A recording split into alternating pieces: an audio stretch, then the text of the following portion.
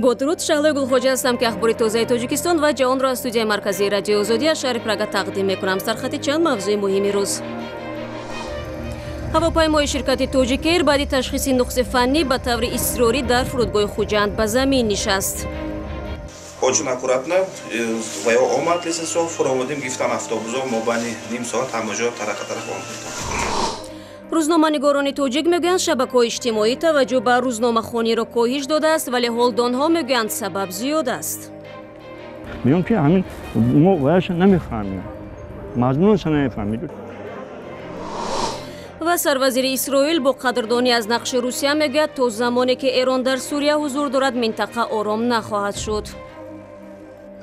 چیزی که ما را متحد میکند این مبارزه مشترک بر ضد تروریسم رادیکالی اسلامی است. سال گذشته پیشرفت خیلی جدی بر مقابل جنون اسلامی رادیکالی تحت رهبری دولت اسلامی و القاعده به دست آمد. روسیه در این دستاورد نقش مهم داشته است. شب 9 مارت یک هواپیمای شرکت تاجیک ایر بنابر مشکلات فنی به طور اضطراری در فرودگاه خوجند نشست. این هواپیما که میبایست به سمت مسکو پرواز میکرد بعد از گرفتن سوزشواری در فرودگاه قزاقستان یکی از چرخهایش آسیب میبیند. خلبانان تصمیم گرفتند که به تاجیکستان برگردند. نواری که حالا میبینید از سوی یک کاربر شبکه یوتیوب برداشته شده است و در آن لحظه به فرودگاه نشستنی این هواپیما نشان داده میشود. همکار ما در خوجند معصوم محمد رجب با مسافران این هواپیما و مسئولان فرودگاه صحبت داشت و میگوید خوشبختانه ضمن این حادثه کسی ضرر ندیده است. کامر سیاتو موضوع را ادامه میدهد. همین نفرایی که در هوا بودند و تامین نمودن پیش از هم بهتری بود. قبول نمودن اینها همین فرودگاه وقتی که همین کمانده شد از طرف راهبر همون پلان مخصوصی که ما داریم همون نقشه مخصوص به حیات تطبیق کرده شده در بدل از 12 تا 19-21 دقیقه همین خدمات آمده همشون جای خودشون گرفتن. مسئولان تاجیک ایر میگویند که طبق مقررات هنگام صدمه یا رخ دادن نقص تکنیکی هواپیما باید به قرارگاه خود برمیگشت. Экипаж принял решение вернуться в базовый аэропорт, значит, в аэропорт Худжанда. Но для этого сначала им нужно было выработать топливо. При взлете? Да, это было при взлете. نیمی شب بعد از خرج سوزشواری در فضای خوجند این هواپیما در فرودگاه شهر به تلفات جانی و تکنیکی پایین شده است. در هواپیما 179 کس حضور داشتند که از آنها 7 نفر کودک و 9 عضو اکیپاژ بودند. Сказали, что паники вроде такой не было. И экипаж четко и грамотно всех проинформировал, то, что будет аварийная посадка. И все были спокойны. فرهاد مسافر هواپیما نقل میکند که ناتنجی را از اولین لحظه پرواز احساس کردند و در میان مسافران واهمه بود. باباین پریدانی 5-10 دقیقه где-то همین باباین 30 секунд самолет бардошта шуд аз ҷош. Ну шум был не очень сильно. Самолет бардошта шуд. Ман сеюм рад биштик будам. Мо через стюардесса кади одамои тинҷига чтобы тишина, чтобы вайна шавад кута. Ама тинҷи карда истода. فرهاد میگوید بار چندم است به این گونه حادثه ها روبرو می شود اما این بار سخت ترسیده است. حالا مسافران را در مهمانخانه های شهر خوجند جای کردند. شرافت ایسابایو زیاده از 6 سال باز در شهر کورسک روسیه زندگی می کند. او برای عیادت نزدیکانش به تاجیکستان آمده بود. شرافت ایسابایو با طفل خود سفر داشت و میگوید اول نفهمیده است که چی حادثه رخ داد. اول نفهمیدم بعد اومدیم کمتر پیش از 1 سال به وقت‌تر گفتن همه خلق نترس تو هیچ گپ نی. موجود شدنش ممکن موجود نی. شریف خان این سفر را فراموش نمی کند. هر لحظه آن در خاطرش مانده است. او با مادرش به شهر مسکو به پیش پدرش می رفتند. نفهمیدم و بعد گفتن سانی فهمیدم. نترسیدی آخه؟ دادستانی نقلیات ولایت سوخت به تفتیش حادثه نشست اضطراری هواپیمای شرکت تاجیک ایر آغاز کرده است. برنامه را ادامه میدیم. در تاجیکستان هم سال 11 مارد همچون روز مطبوعاتی توجیک تجلیل می شود. بخشیده به این سنه معمولا چوره‌بینی‌های مختلف برگزار می گردد. روز 10 مارد در دوشنبه ضمن یک همایش تحلیلگران گفتند رسانه‌های کشور مشکل ترین روزها را پشت سر دارند. در این میان سازمان‌های بین‌المللی نیز از طرف محدود شدن آزادی بیان در تاجیکستان نگرانی می‌کنند. آنها میگویند حکومت کشور همانا به بستن سامانه‌های خبرگزاری‌های مستقل ادامه می‌دهد و روزنامه‌نگاران تحت فشار فعالیت می‌برند. در این ضمن چند روز از سامانه رسمی هفته‌نامه SSR باز نمی‌شود. همکاران ما این موضوع را پیگیری کردند. سامانه رسمی هفته‌نامه SSR یک هفته باز مسدود است. با هیچ قلف شکن باز نمی‌شود. مسئولان این هفته‌نامه میگویند به شرکت اینترنت رسان مراجعه کردند اما هیچ کس سبب اصلی آن را نگفته است. شرکت واویلان که سرور SSR در آن است در جواب رسمی به این هفته‌نامه گفته است که گنجایش سامانه مذکور پر شده است و با این سبب آن باز نمی شود.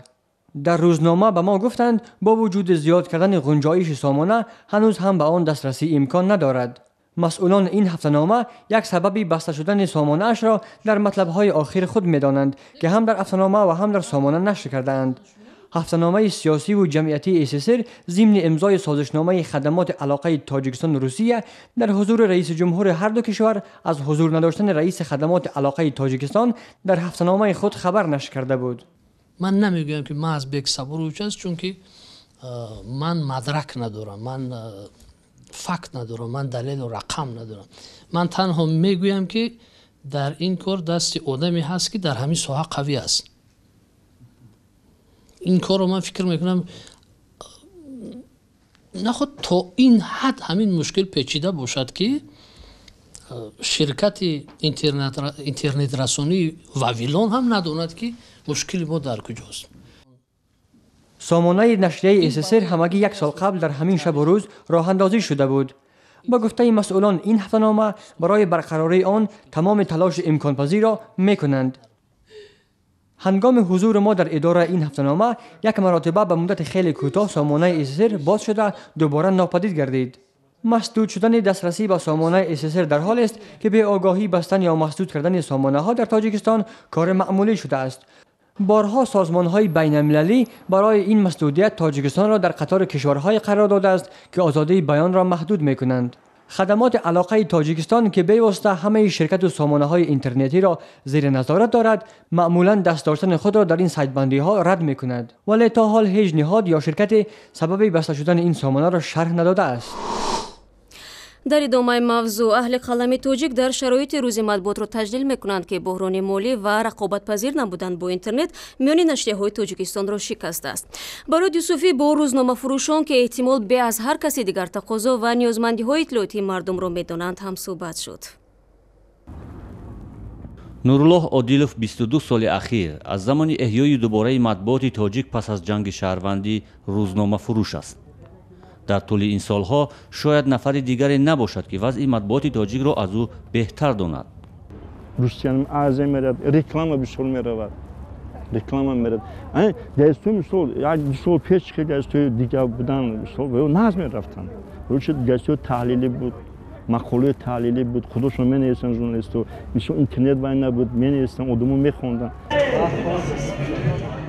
طبق مشاهده های نورالله گازت فروش، مطبوعات تاجیک فعلا در حال بحرانی به سر میبرد. تعداد نشر روزنامه و هفته‌نامه های تاجیک زبان تا 50% پایین رفته است. طلبات به روزنامه ها کمتر می شود. قیمت یک روزنامه که برابر به 2 نان است، اگر به انتخاب مردم گذارد، حتما اکثریت دومی را انتخاب می کند. هر یک عالم میتواند یک هفته به یک گازت خواند. از 3 سومان چی میشه؟ هیچ هم ندارد. این آدما بچه‌ها یا نمیفهمند یا چی گازت نمیخرند، نمیخونند.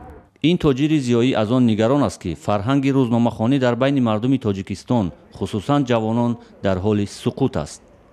روزنامه فروش‌های دیگر نیز این علت جامعه را مشاهده کردند و با این باورند که ضعف نشریه‌ها نیز هست که جوانان را به اودیتوریای خود جلب کرده نمی‌توانند. بعد جوانا بسیارگی اینترنت و ذوق دارن خوندن دور غلطیدگی. بعضی گازیت‌های هست که من راستش بگم به دست گرفته خوندن نمیتونم. چیزای فحش نوشتگی خیلی کمتر زبان ادبی کتی نیست، زبان کوچگی کتی می‌نه. من بیشتر آدم میپرسن باید شما درجه نمیخونن، میگم که همین ما وایش نمیفهمیم، مضمونش نمیفهمیم. روزنامه فروشان بیشتر از همه از آن نگرانند که مشتریان اصلیشون پیر شدند. بر این معنی که موضوع مطبوعات تاجیک نیز در حال پیر شدن است و مطمئنند که اگر تدابیر برای جوان ساختن خواننده روی دست نگیرند، نقش خود را به بازگشت از دست خواهند داد. میگذاریم با موضوعهای دیگر. کرمل میگوید روز جمعه در ملاقات پرزیدنت روسیه ولادیمیر پوتین با رهبر ترکیه رجب طیب اردوغان بحرانهای سوریه و عراق و تحکیم روابط میان دو کشور بحث می شود. دیروز پرزیدنت روسیه با سروزیر اسرائیل بنیامین نتانیاهو نیز وضع عراق و سوریه را بررسی کرد. همکارمان خیرمان بقازاده گزارش میدهد که با قبل اسرائیل تا وقتی که ایران از سوریه بیرون نشود در این منطقه صلح بردوام نخواهد شد. روز پنجشنبه در کرمل سروزیر اسرائیل بنیامین نتانیاهو با پرزیدنت روسیه ولادیمیر پوتین گفت تا زمانی که در سوریه نظامیان و مشاوران ایرانی حضور دارند، در این کشور نظم و ثبات پایبرجا نخواهد بود. در آغاز صحبت هیئت‌های بلندپایه روسیه و اسرائیل، نتانیاهو گفت که روابط دو کشور در نتیجه مبارزه مشترک بر ضد تروریسم رادیکالی اسلامی تحکیم یافته است. چیزی که ما را متحد میکند این مبارزه مشترک بر ضد تروریسم رادیکالی اسلامی است. سال گذشته پیشرفت خیلی جدی بر مقابل جنون اسلامی رادیکالی تحت رهبری دولت اسلامی و القاعده به دست آمد. روسیه در این دستاورد نقش مهم داشته است. با گفته رهبر اسرائیلی در دوام 6 سال جنگ داخلی سوریه، نفوذ تهران توسط سپاه پاسداران انقلاب اسلامی ایران و حزب الله افزایش یافته است. ولادیمیر پوتین هم اشاره کرد که روسیه و اسرائیل روابط نزدیک و با اعتماد تنظیم نمودند.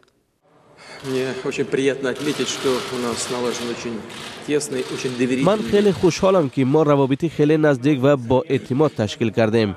ما به طور منظم وام میخوریم و دائما در تماس تلفنی هستیم. جمهوری اسلامی ایران که در آن اکثریت را مسلمانان شیعه مذهب تشکیل می‌دهند، بارها گفته است که به سوریه برای حمایت از موضع‌های برای مردم شیعه مقدس نیرو فرستاده است. این زمان ماه نوامبر سال گذشته رئیس ستاد نیروهای مسلح ایران گفته بود که جمهوری اسلامی سعی دارد در یمن و سوریه پایگاه‌های دائمی بحری بنیاد نماید.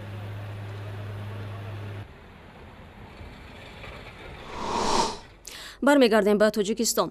یک گزارش برنامه رشد سازمان ملل متحد میگوید پولی که مهاجران از روسیه میفرستند برای از بین بردن نابرابری درآمدها در کشورهای آسیای مرکزی از جمله تاجیکستان کافی نیست. این گزارش روز 9 مارس در دوشنبه معرفی شد. عبدالله اشورو با یکی از مؤلفان آن، بن سلی، مشاور استراتژی برنامه رشد منطقوی سازمان ملل متحد صحبت کرد.